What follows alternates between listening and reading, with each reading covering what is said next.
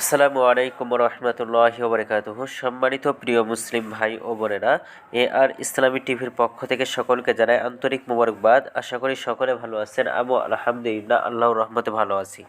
আজকে আপনাদের মাঝে আলোচনা করব নামাজের সময়সূচি সম্পর্কে। তো আজকে সোমবার 5 ফেব্রুয়ারি 2024 ইংরেজি, 22 মাঘ 1430 বাংলা, 23 রজব 1445 হিজরি। ঢাকা এবং তার পার্শ্ববর্তী এলাকার নামাজের সময়সূচিগুলো তুলে ধরছি। তারপরে অন্যান্য জেলা বিভাগের নামাজের সময়সূচি তুলে ধরবো। আজকে ঢাকা এবং তার পার্শ্ববর্তী এলাকার তাহাজ্জুদ এবং সেহরির শেষ সময় হলো 5:15। আজকে ফজরের রক্ত শুরু হয়েছে 5:20 এবং ফজরের রক্ত আজকে শেষ হয়েছে 6:37। জোহরের রক্ত আজকে শুরু হয়েছে 12:13 এবং জোহরের রক্ত আজকে শেষ হয়েছে 4:10। আসরের রক্ত আজকে শুরু হয়েছে 4:11 এবং আসরের রক্ত আজকে শেষ হয়েছে 5:46। মাগরিবের রক্ত আজকে শুরু হয়েছে 5:50 এবং শেষ হয়েছে 7:03। ঈশা রক্ত শুরু হবে 7:04 এবং শেষ হবে 5:15।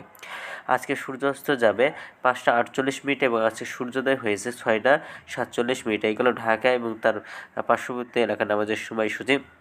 এখন আলোচনা করব বিভাগীয় শহরের জন্য উল্লেখিত সময়ের সঙ্গে যেসব বিভাগের সময় আপনি যোগ বিয়োগ করবেন তা হলো এই। অর্থাৎ আপনি বিয়োগ করবেন চট্টগ্রামে 5 মিনিট এবং সিলেটে 6 মিনিট কম করবেন। ঢাকা এবং তার পার্শ্ববর্তী এলাকার নামাজের সময়সূচিটা থেকে চট্টগ্রামে 5 মিনিট এবং সিলেটে 6 মিনিট কম করে গণনা করবেন, তাহলেই হবে।